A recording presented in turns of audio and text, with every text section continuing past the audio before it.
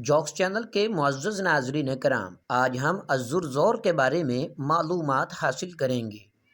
زرزور سے مراد چڑیا کی مثل ایک پرندہ ہے۔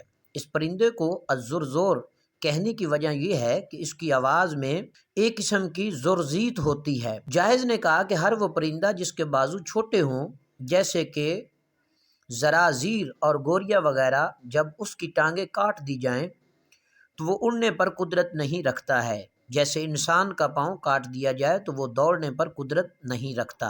حضرت عبداللہ بن عمر بن عاص فرماتے ہیں کہ مومنین کی روح زرازیر کی طرح سبز پرندوں کے پوٹوں میں رکھ دی جاتی ہے، اور وہ مومنین ایک دوسرے کو پہچانتے ہیں اور وہ جنت کے پھلوں سے رزق کھاتے ہیں۔ جوکس چینل کے معزز ناظرین کرام، الزرزور جو ہے پرندہ، اس کا کھانا حلال ہے کیونکہ یہ گوریا کی جنس سے تعلق رکھتا ہے۔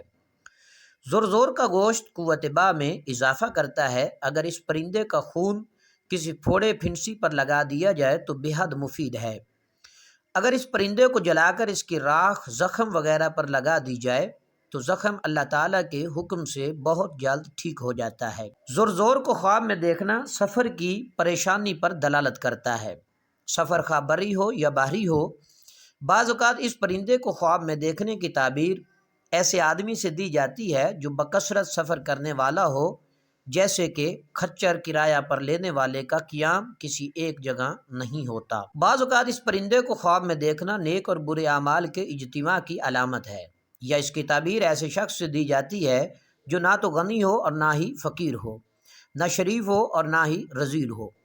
بعض اوقات اس پرندے کو خواب میں دیکھنے کی تعبیر ذلت اور قناعت سے دی جاتی ہے، اور بعض اوقات اس کی تعبیر کاتب سے بھی دی جاتی ہے۔ جوکس چینل کے معزز ناظرین کرام، مزید معلوماتی ویڈیوز دیکھنے اور سننے کے لیے ہمارے چینل کو لائک کریں، سبسکرائب کریں اور شیئر کرنا نہ بھولیں۔